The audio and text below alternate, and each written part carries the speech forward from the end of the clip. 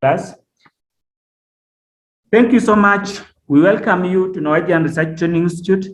You are going to learn data management and analysis.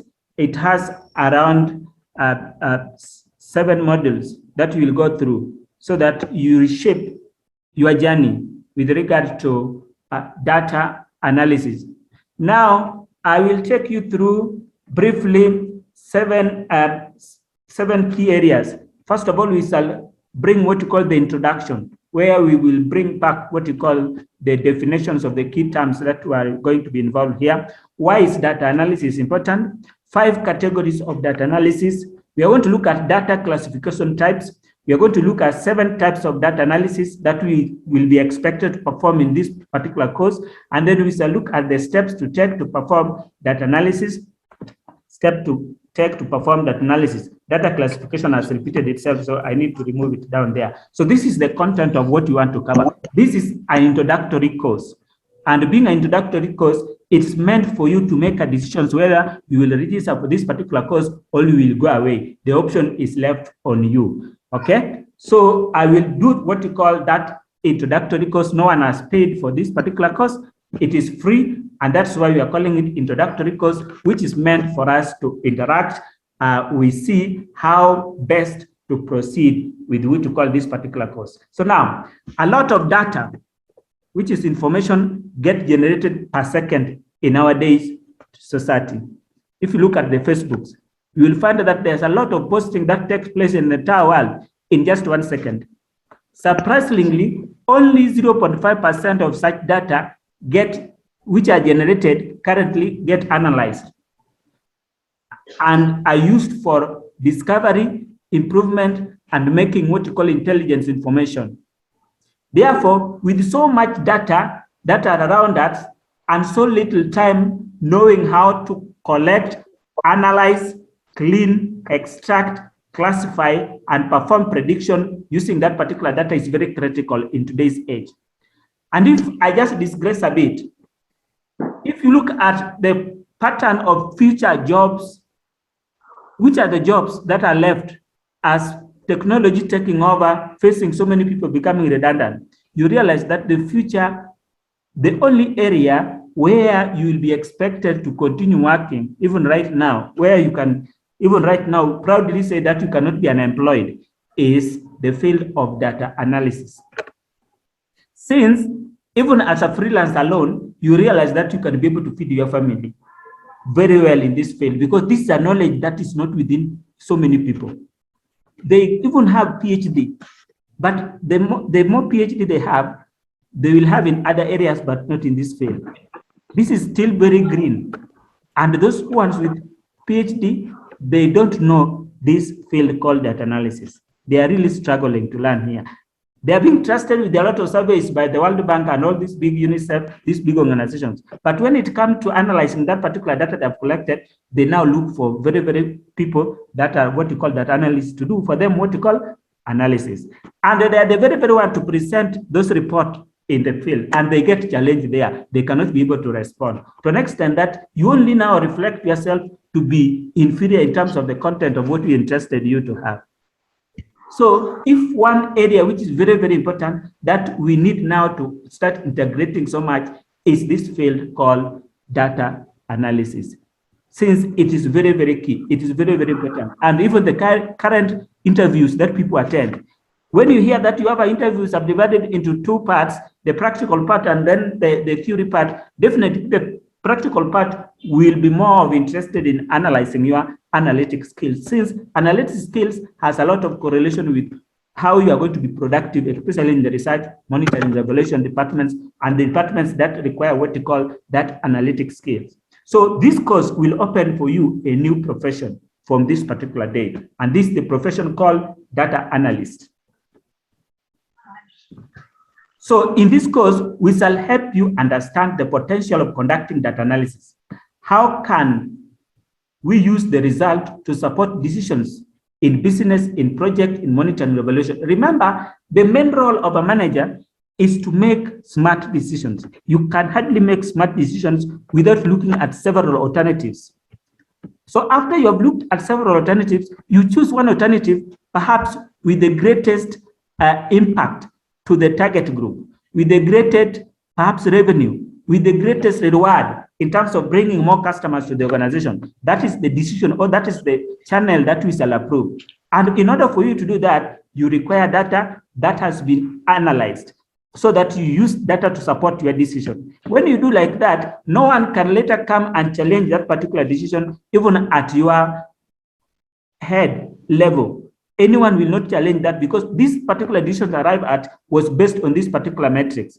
And because of that, you only prove that you are suitable for that positions where you belong to, as opposed to a situation whereby you are making decisions and then as a result of your decision, the company has lost. So what do? They fire you based on the particular decisions that you did what? You never explored all other alternatives that are available. And that's why, in this case, we are going to be very much particular to understand things like data exploration, data cluster analysis, how those very many data that we have can be regrouped into and make sense, so that we derive a sense and meaning out from them. That is going to be the core components of this particular training. So we look at neural networks and data mining and all those other aspects of knowledge area, key knowledge area for today's trend.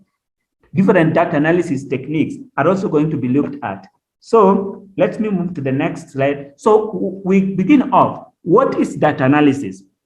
So data analysis has been described severally by several authors as a process of collecting, modeling, and analyzing data so as to extract useful insight, which can support managerial decision-making processes.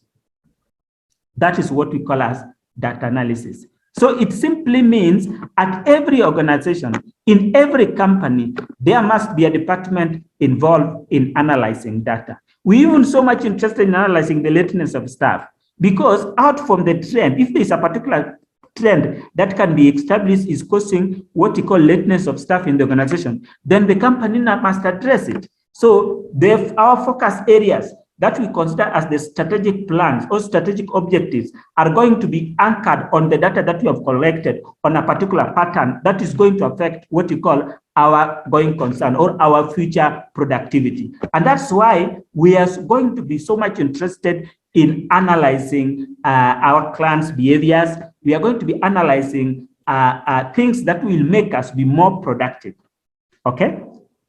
There are actually several methods to use to perform that analysis. And today, I want to expose all of them to you in just this particular session. So it depends on which industry and aim of the analysis itself, which means before we start conducting that analysis, it will all depend on which industry are we involved in and what is the aim of the analysis itself.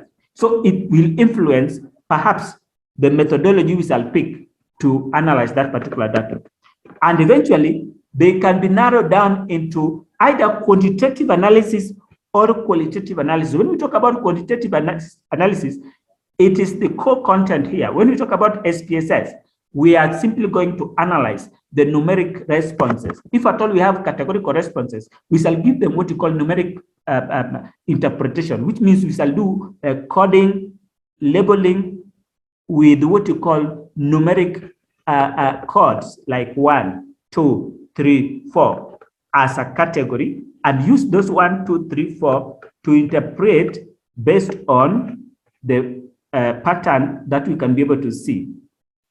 Data visualization is coming to be a critical component of data science, and that's why we shall also measure so much on what we call data visualization.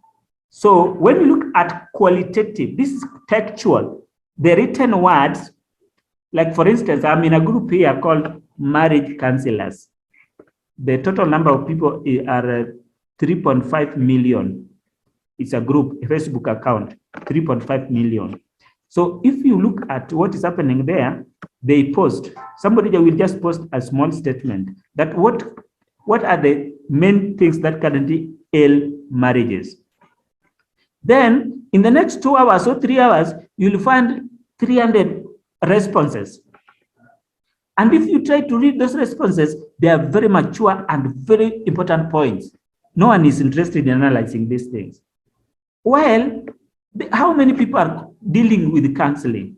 How many people need, even you can come up with a very nice book, just trying to analyze those responses in that particular Facebook page with 3.5 million.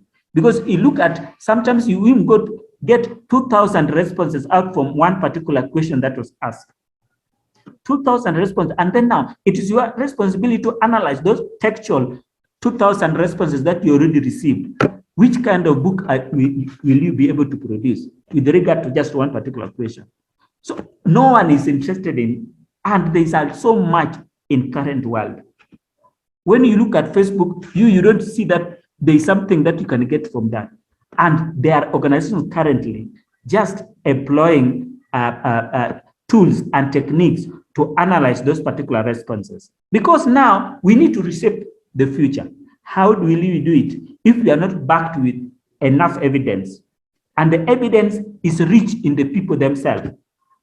Yeah, we are so much interested. Why is this particular category of people only like posting things of this particular nature? Why are ladies so much interested in posting their bodies? We're trying to analyze. That is a question that perhaps can be posted there. And then we try now to dig deep so that now when we are going to advise them, and what's the negative implications of what they are doing. Therefore, we advise them, the young ones, that when you grow old, please avoid behaving like this, since it has the following repercussions. No one is interested in doing such things. And that is why this is a rich field. This is a field that cannot miss what you call employment. There is no one, even one, that has ventured in the field of data analysis and then claims that it doesn't have a job. That is not practical. It is not realistic. Since any organization will go to the manager in charge, you'll find that the manager is very green in data analysis. Actually, when you start doing that analysis, people see you to be a person who is perhaps very, very higher level. And this is a knowledge that you don't even need a degree in data analysis, in applied statistics, so that you can be able to perform data analysis. If you go through several experiences of people only begin data analysis after a bad experience they encountered perhaps in an interview where they failed, or perhaps after realizing that what they learned cannot be able to raise food to their children on the table. So they started exploring this field after an encouragement from a friend. And remember, when you are in the project, there is no project you are going to do without this tool. And even if you rise to what level and you don't know this component, because look at this, you are in charge as a CAM to a presentation where you are doing, and you cannot produce those dashboards to explain entirely what is happening in the organization. What does it mean? It simply means that you are incompetent. They will look for somebody who is able to do it and replace you immediately because you are not adding value to that particular department. So to avoid frustrations, especially as we are approaching the future, to avoid instances where you're going to be degraded, you're going to look as if you never even went to school completely, please take this field to be one of your hobby.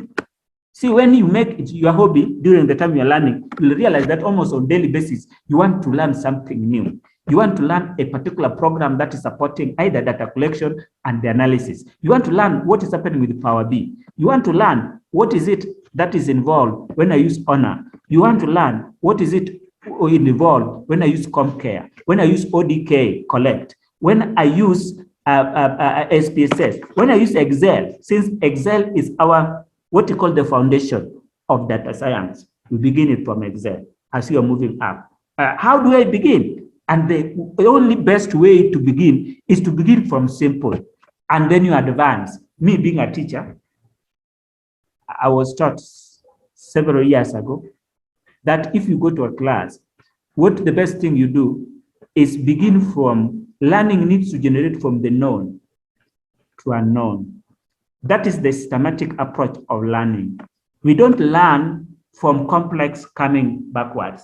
Therefore, someone cannot advise you that you begin with programs like even Python before you do what you call Excel.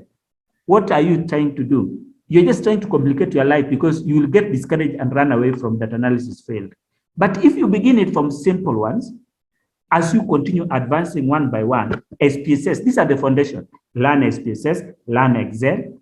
After that, now you can even go to R. You can go to Start. Actually, there's even no need for us to R. Go to Starter. Since Starter has two options, there's option for programming and there's option for manual. If you cannot be able to relate well with what you call programming codes, then you go for the manual options and still generate your reports and give what you call generate your a nice report to the stakeholders and present the information. And remember, the manual one only is a matter of click and go to this part, generate syntax. So it simply means it's a procedure kind of analysis that we are going to do. It's not a program where we need to master some codes that we need to use to feed to the system. So like SPSS, these are now the basic. The foundation of data analysis need to begin from simple programs that we can easily manipulate. And right now, for instance, I just went to the cyber some few minutes ago, and I told the guy at the cyber, not the guy at the cyber, a guy involved in IT, that I want you to put for me SPSS. This my laptop does not have a SPSS because it is a new one. So in less than 15 minutes, he has already downloaded it free, and it is already there. What does it mean? It simply means however much this Google bought this particular software, it can still be accessed free by these IT guys. So we need to have, everyone needs to have it in your computer, because I will encourage what you call interactive learning style, where I give you opportunity also to take me through practical the data I've given you, so that at least you assist us in the interpretation. If we do it like that, by the time this course is over and I supply you with materials on enough books on this same, I've set you off, and you are going to be able to do very, very great things in this particular field. So we are simply saying that when we are going inside to perform that analysis, we are going to be guided by several parameters. We shall be guided even by the nature of the kind of variable that we have. We are going to be guided by the kind of research design that we are working with. Is it experimental design or it is an experimental? Yeah, we are going to be guided by the research questions that we want to explore. Since the research questions are tied with what you call specific strategic goals that we want to achieve by the data that we are collecting.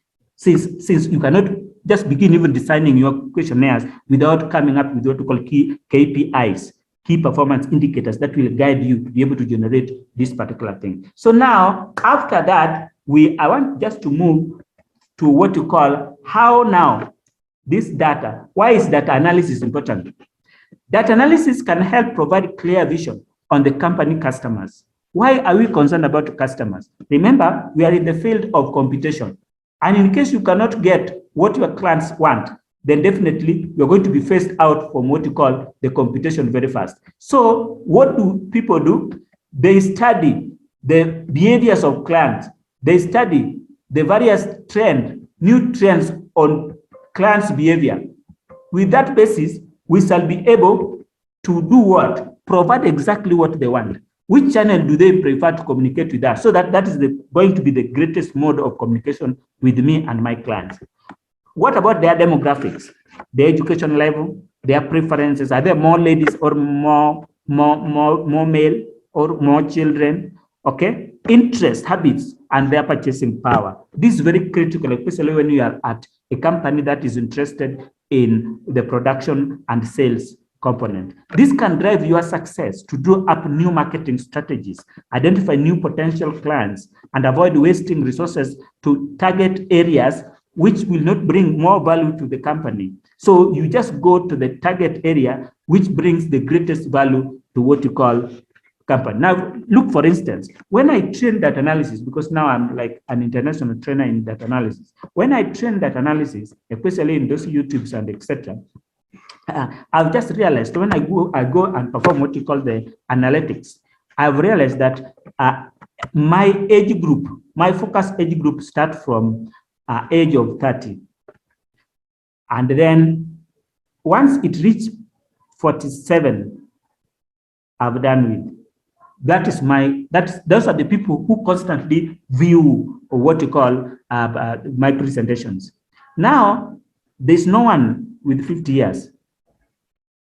There's no one with 60. There's no one with anything beyond 45 years. So it is 30, 45 only.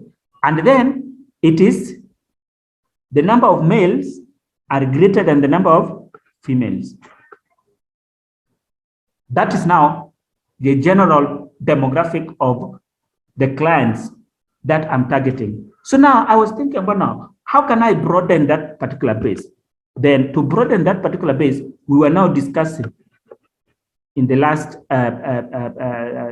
strategic plan, how now to broaden the base with other avenues, which are beyond what we are simply doing right now, so that we can now catch everyone. And then our next series of some videos will now take care of that particular pattern. Now, to aid in what you call making decisions on broadening the base, we had to start with what you call analyzing of the status quo. What is it right now? Who are the demographics that like what we are doing? Their majority, 60% are male, and they are within the age bracket of 30 to 45. Beyond that, no. And remember, anyone who is already beyond 45, these are guys that perhaps are not so much interested in learning new things. So there's an age bracket for people being inquisitive in learning even this particular data component. So for you to find a professor coming to learn data analysis that is already 70 years, it's not there, because this guy has already existed in the field for long, and you already know when he has assignment where to take the data analysis component to be done for him, so that he does only the interpretation and generating the final report. Okay, so once we have this particular rich kind of information, then this can drive our success.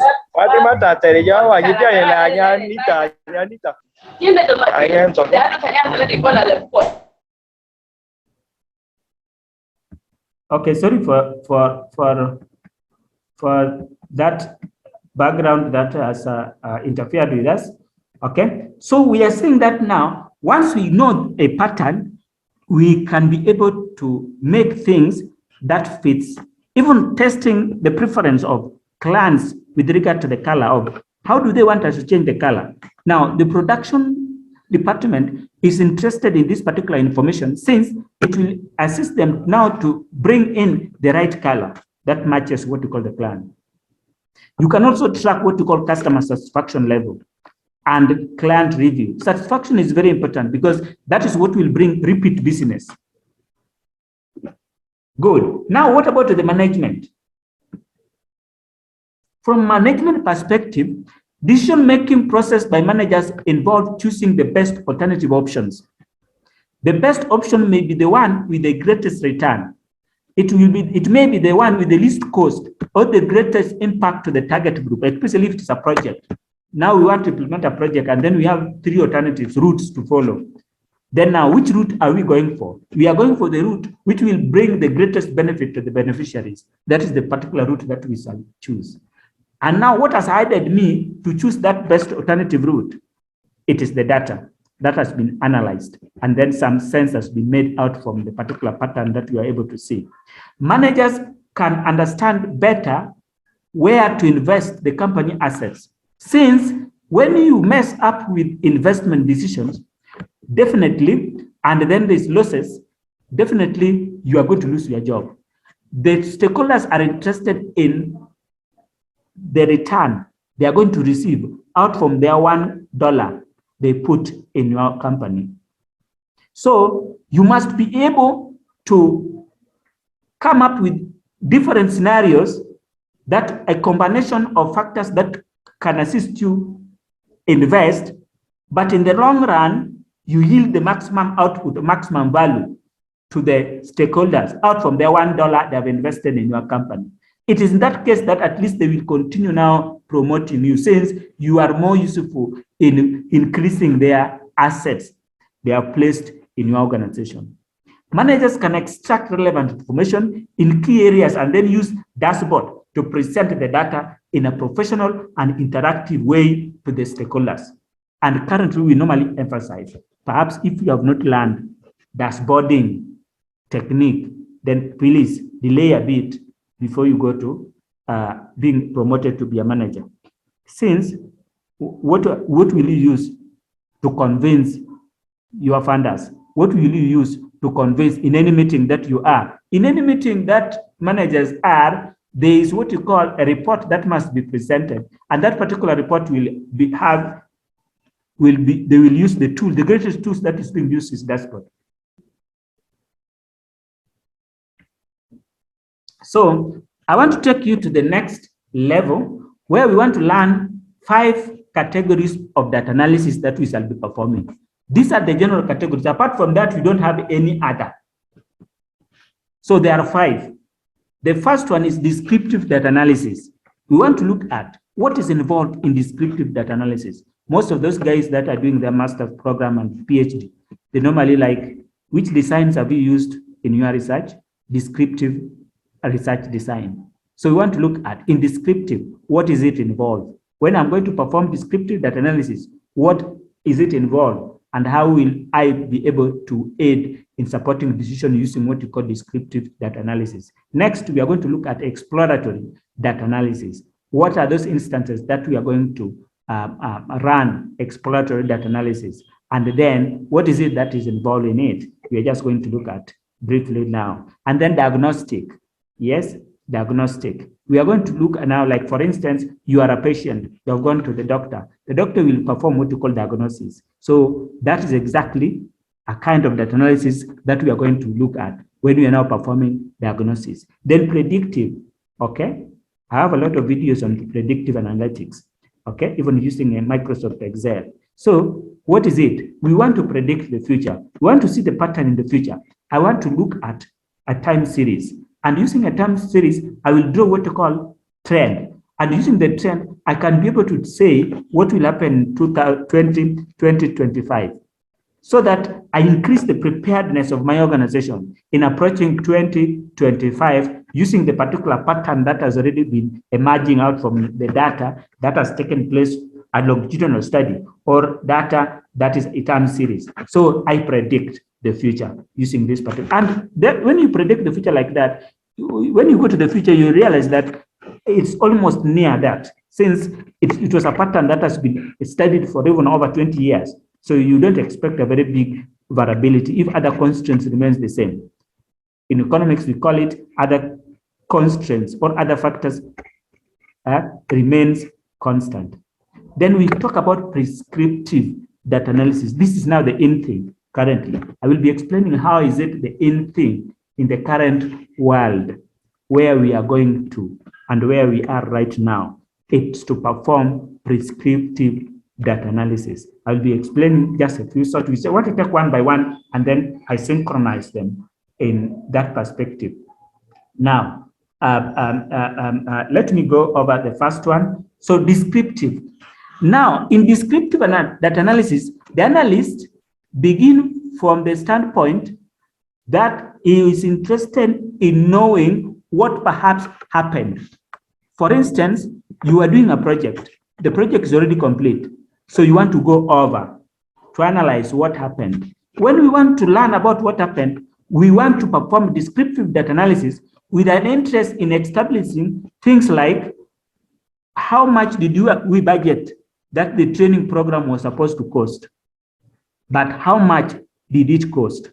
So now, in that perspective, I will perform what you call investigating the cost of the training of what has already occurred. It simply means it is dealing with the historical information, a past information, but you are interested in just providing a brief descriptive account of what happened. Now, if this is the basis of you are going to perform what you call descriptive data analysis. To provide descriptive statistics on perhaps how the project was done, you will need to order, manipulate, and interpret the raw data from various sources. You bring all the sources together, and then you can be able to see, and after stream your data, you can see that pattern. And in order to present this data, it's very simple. For the data sets that are categorical in nature, because we are going just to look at the various categories of data, There are data that's called categorical, and there's data that's a numeric pattern. Like, for instance, how many children do you have? When I ask you such a question, I expect you to tell me that you have 2 children, or 3 children, or you have none. The response I expect from you is a number. So when a response I'm expecting from what you call my respondent is a number, then I classify that particular data as numeric response. And when the response is numeric response, I can be able to describe, like, for instance, you tell me I have 3, another one tells me he has 5 children, another one has 10. Then out from 20 households, if I take that particular data, I will come and then try to describe what you call average number of children per household in this community are 3. Now, the response is a number that I'm using to do what? Describe. So I will also be interested in knowing something like standard deviation, variability from the mean to the person with the highest number of children and the person with the least number of children, something like that. It simply means when I'm going to do what you call descriptive statistics, I will be aided by what you call measures of central tendency. And then I support that particular data set that I've generated by the use of what you call visual display, like pie chart, graphs, and all those other things. And my area is done. This is very, very common, especially for the junior evaluators. They are what you call junior evaluators, people with not very high level of doing what you call evaluation model statistics. They will simply do evaluation based on descriptive analysis only. And if you pick any evaluation report around in the net and then go to the data analysis section, you are going to see similar pattern across the world. You will see an instance whereby the majority of tools that has been used to analyze that particular data is descriptive analysis and also supported with the graphical display component of it. But then as you advance your analysis, especially with the evaluation, you'll find that we have other technical metrics that can be used, especially to develop exactly the impact of the project to the target group. And therefore, we shall have different other models, but they are hardly being applied, especially with the evaluations that are around you can do. And the main reason why that is not done is how many people have learned the evaluation models. Very, very few. They may be very, very few. And that's why now you find the mismatch. While those methodologies are there, which can be able at least to even now bring the reality whether there was an impact, and the impact could be attributed as a result of what you call this particular project we offer to this target group. Next, exploratory analysis. This analysis type will help find out the connection between various variables. We can generate hypotheses and then explore. When we are doing exploratory analysis, we are so much concerned about the interconnection between one variable and the other. We are so much interested in establishing the causation. We are so much interested in establishing the correlation between these particular sets of variables. So we do explore. Next is diagnostic. This analysis tries to explain why something happened. It already happened, but now it answers the question, why did it happen? Which means when we get the why, we can stand in a better chance to prevent the future occurrence of the same problem. So that analysis can now give the managers to make decisions to change even the training style of the staff, such that at least what we want to get from the staff we can get, since the staff have a mismatch of knowledge with regard to the skills that we want. This is one of the most important data analysis type, since it is aid managers to understand why our profit has gone down. Why did COVID-19 break up, by the way? Why is this phenomenon? So it is only if we do a diagnosis analysis, that is when we can be able to do what? We can be able to answer that particular question. We shall be able to look at when we now go into the details of this particular course, a practical example of performing diagnosis analysis. Another very common type of analysis that we shall be performing is called predictive analysis. This type of analysis helps to predict the future. We shall use time series. We shall use time series. We shall also use what we call regression models to be able to predict what perhaps may happen in future. By looking at the trend, you can answer your questions like what will happen. To achieve this goal, this method will use the result from other categories like exploratory, descriptive, to be able now to use to do what you call prediction. In addition to what you call predictive analysis, it will add with machine learning. This is used commonly in what you call data science, artificial intelligence. In this, you can cover future trends, inefficiencies in our production processes, and future challenges can be identified more accurately, and it will assist us to increase our preparedness with regard perhaps to the second wave of COVID-19 or with regard to another pandemic that may cause a lot of havoc to what you call humanity. So we simply use this machine learning and artificial intelligence to be able to establish those inefficiencies, those future challenges, those future trends and patterns so that it can enhance the world preparedness towards the next pandemic. This is very, very important. And then after through with what we call predictive analysis, we go to what we call prescriptive analysis. The one that I called is the current in thing in the world of data science. So this category of data analysis answers the question how. Prescriptive answers the question, what should we do next? It has already happened. What do we do next? And remember, because of this question that it tries to answer, it simply means this is the greatest tool analysis that is expected in the table of the managers. When we use it in business, data analytics often called business analytics.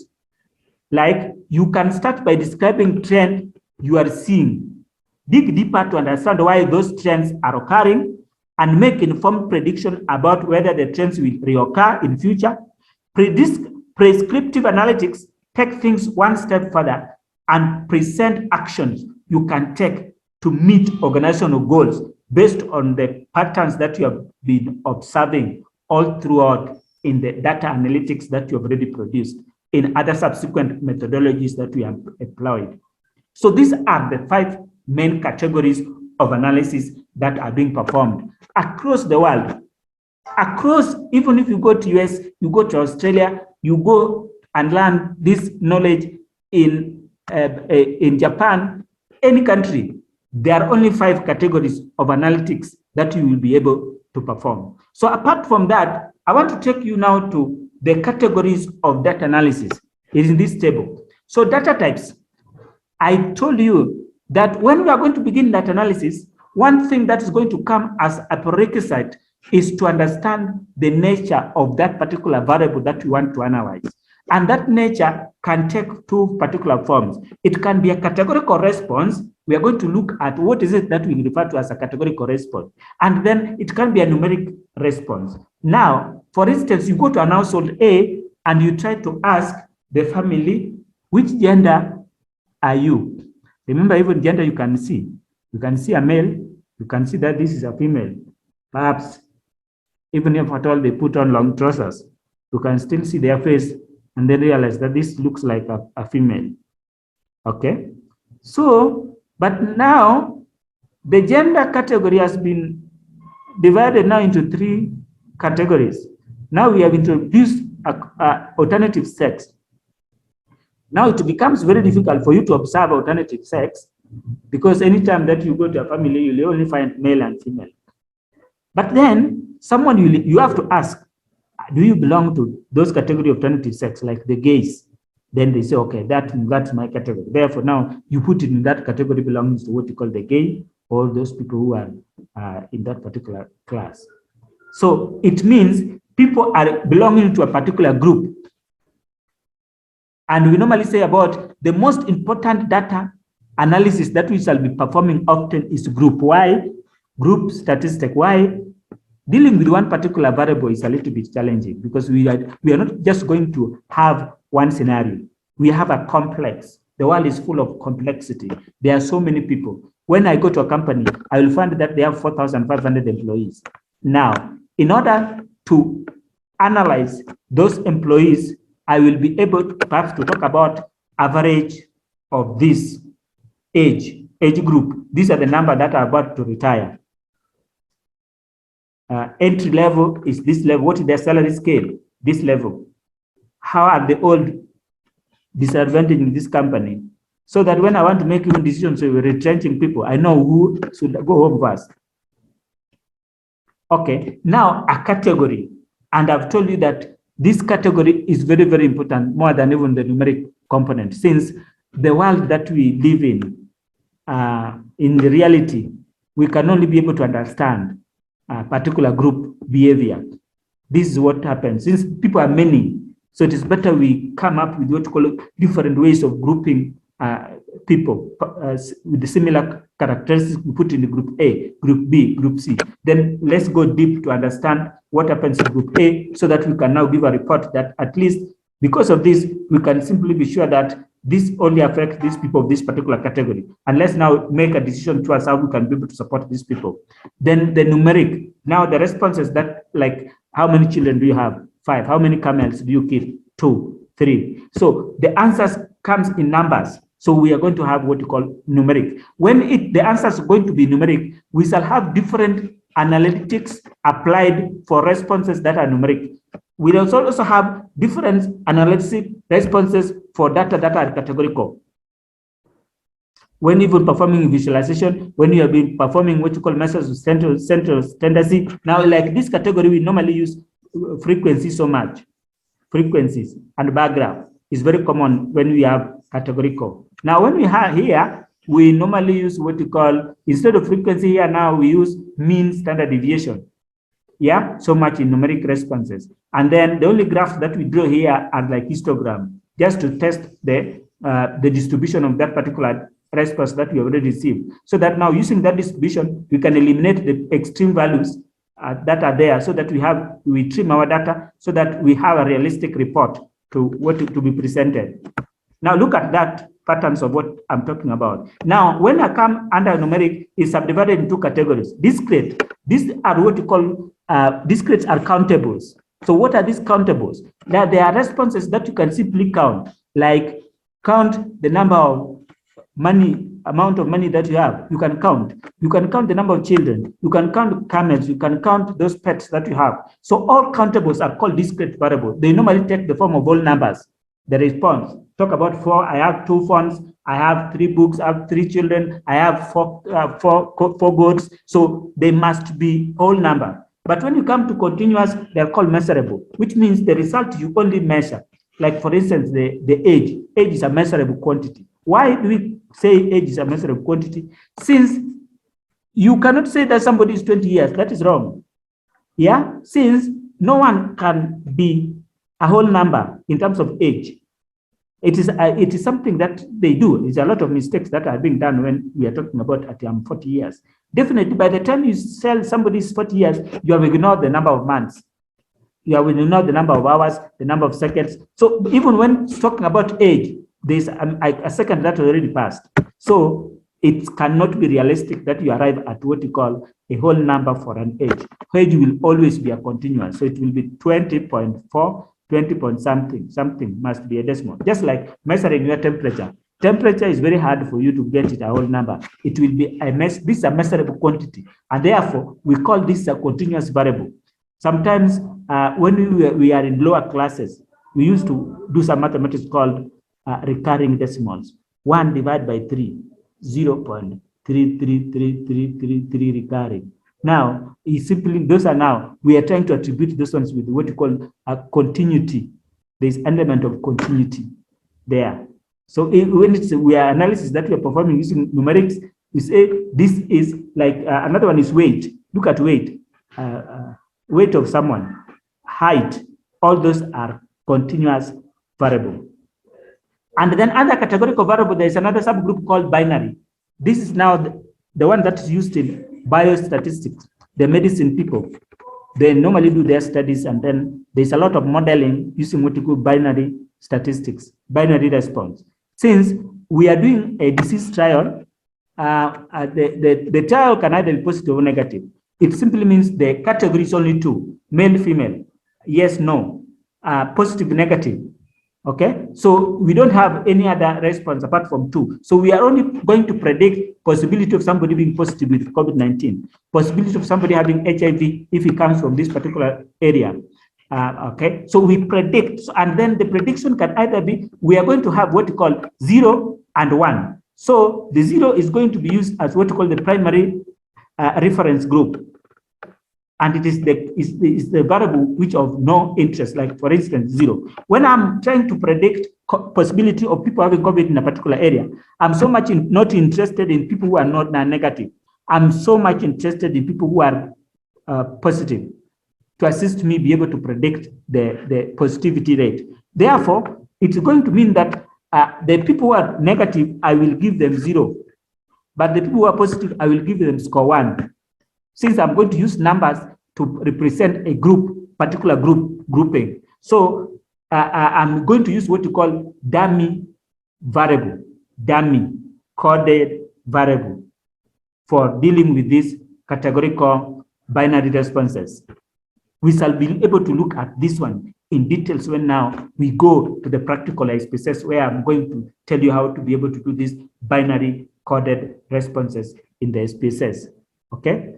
And why is it very important, especially when you do like that for performing predictive analysis, when you already know that you are having a mix of categorical and numeric responses in a model.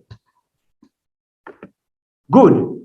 So that is what we're calling types of data that we are going to meet around. And I've told you the analysis that we are going to perform is going to depend on this particular response. So if at all it is ordinal, I will be expected to use specific data analysis type to support ordinal.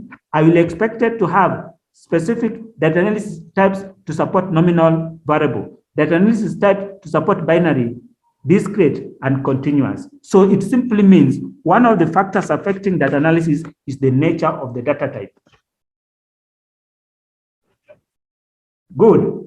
Let's move to the next level. So types of data analysis that we are going to perform. These are now the types of data analysis that we'll be running in this particular course.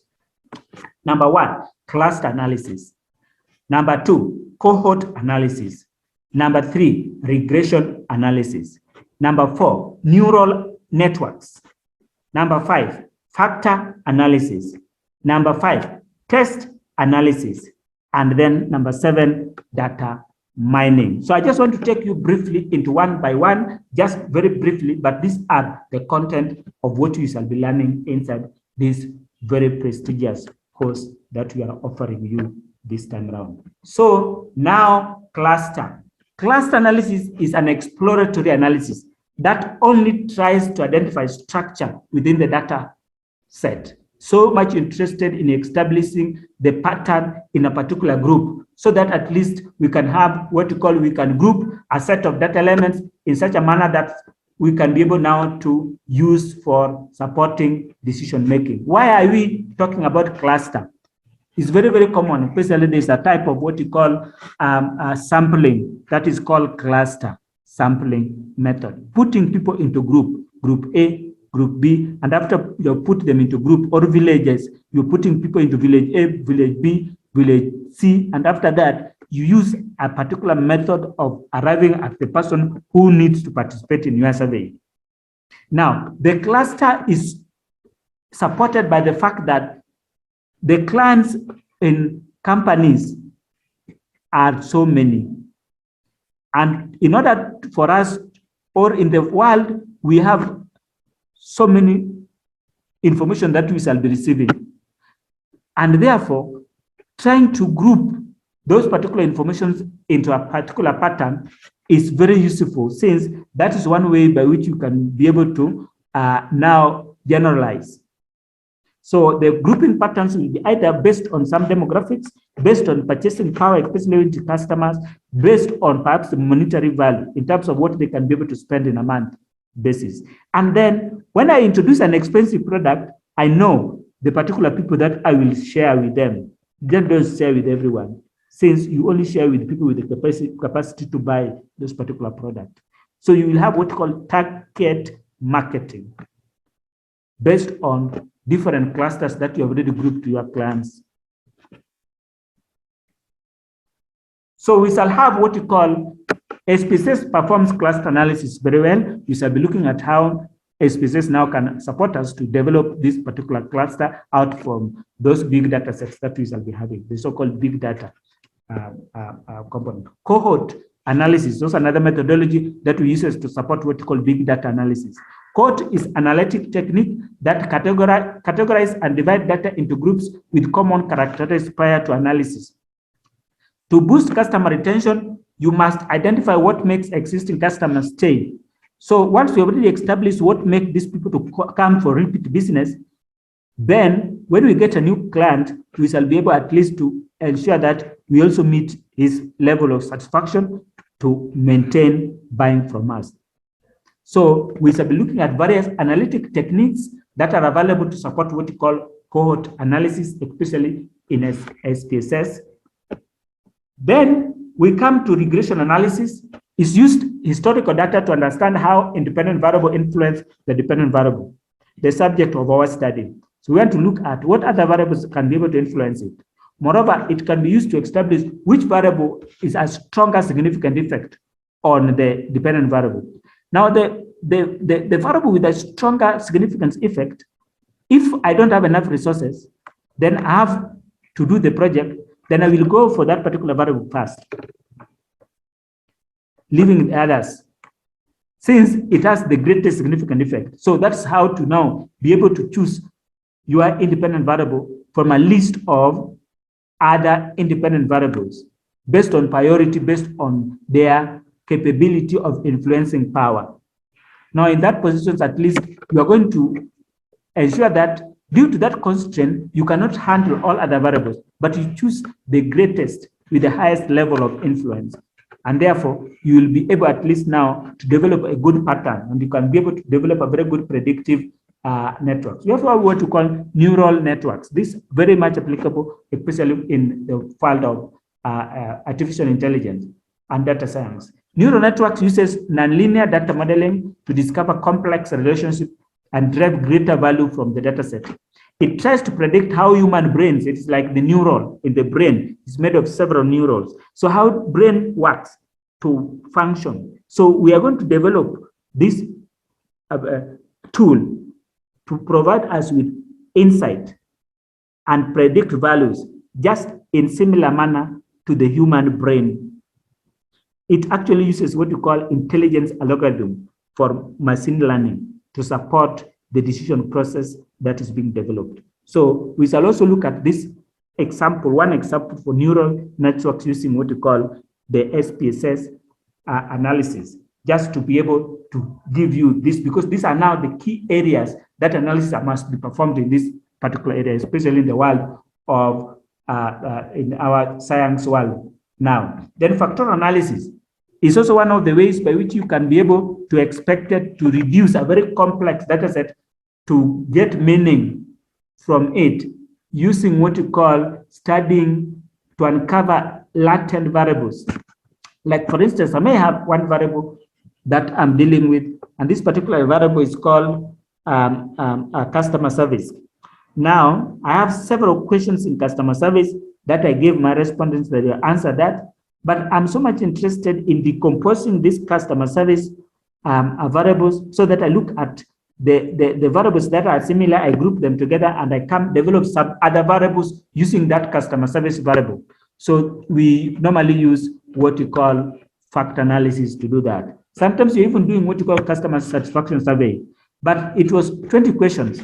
Out from 20 questions, it was only their satisfaction survey that was being analyzed.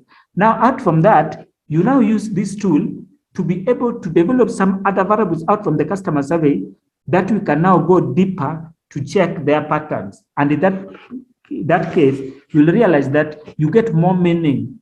Yeah, looking at the interrelations, things that are the same, let's group them together and give them and rename them and we can be able now at least to proceed further with a more detailed analysis as opposed to just looking at the 20 questions together under customer service and not thinking about the pattern on the response that the respondents have given us. So based on what they have given us, we can come up with a new pattern, and that new pattern, we can use it now to do what? To get more meaning from that particular subject that we presented to them. You are going to look at this because this is a part of what we are going to do, factorial analysis. It's very, very common, especially when we are going to solve instances where you're using Likert scale. We're using Likert scale surveys to come up with the meaning. So we must be able to do this, especially when those Likert scale are so many questions. So we decompose them further and we can be able to interpret. You'll be able to look at that. Then we have finally data mining. Data mining aims to identify dependencies, relations and data patterns, and trend to generate advanced knowledge using this. And these are actually the key areas where the knowledge of data analyst you must undergo all this.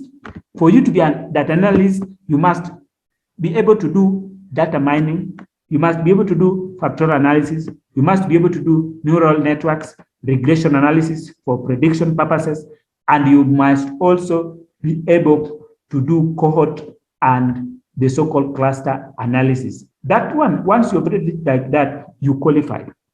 You only need now to back up with relevant tools of data collection so that you take, because remember, you cannot do analysis.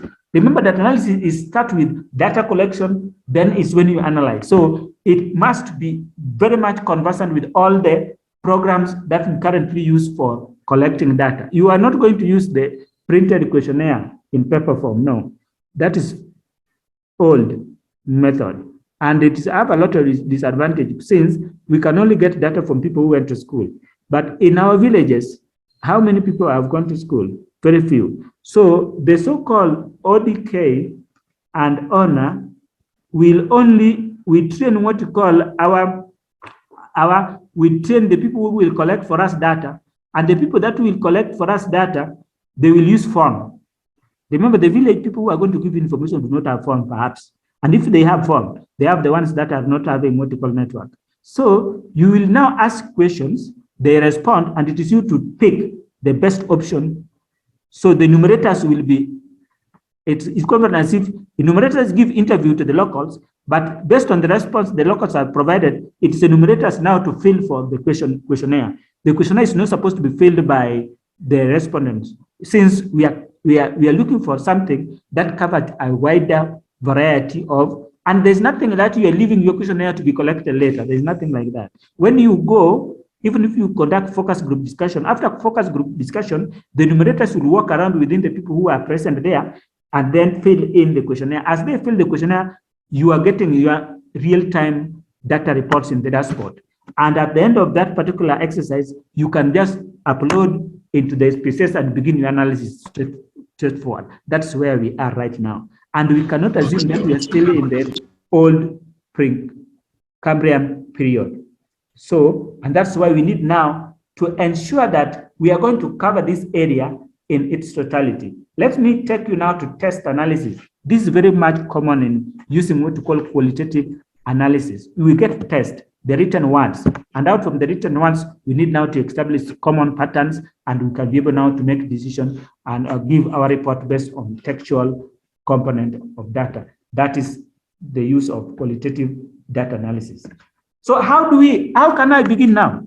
How can I begin the analysis in terms of words? What do I need? What is the level of preparedness? Should I prepare so that I can be able to begin this process of data analysis? To analyze your data, first step is collaborate your needs. Why am I going to analyze this data? Sit down with entirely your stakeholders, your team, to develop strategic goals and decide on which type of insight you will need more to be able to solve those particular goals that you are aiming to meet in that particular institution. Now, it simply means data analysis process all start with looking at flashback to our strategic plan. From the strategic plan, we shall design, the second thing, designing questions to help us uncover the new emerging issues that will be useful to support our strategic plan. So once you have established your core objectives, now consider which questions will need to be answered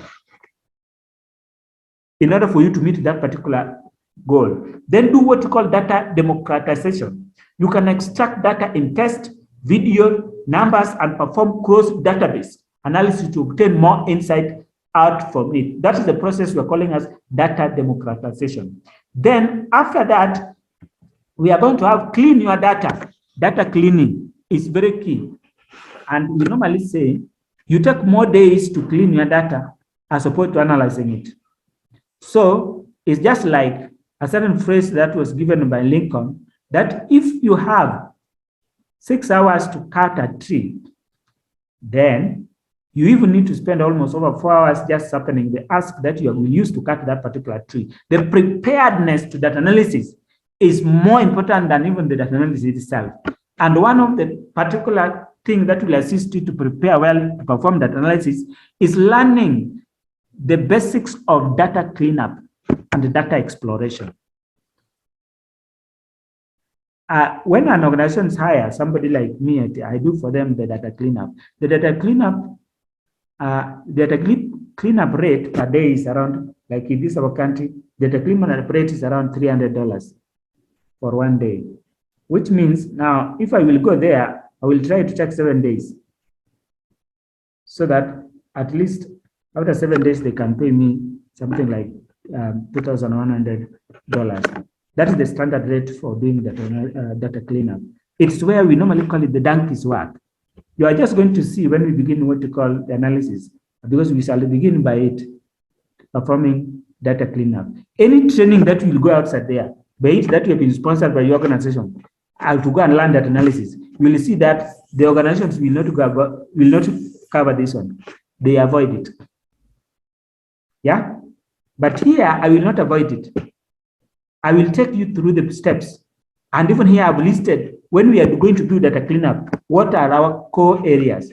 Eliminate duplicate data. We shall learn how to eliminate duplicate data, and you shall do it. Add the missing values. For missing values, we shall be able now to add. We are going to have around 3 methods of adding missing values. Fill empty fields, eliminate incorrectly formatted data, test data, and then remove also the outliers. I've left what you call outliers. Outliers are the extreme values, since they will compromise, especially things like mean. Therefore, we need to eliminate those extreme values so that we work with data set which is more accurate, so that we can have a very clean report to the stakeholders. That's what will be presented. Okay. So apart from that, I will only say, welcome to our data management and analysis training program. I will be your facilitator throughout this particular training program. And you will not regret why you registered for this particular training. Thank you so much. God bless you. Any question now?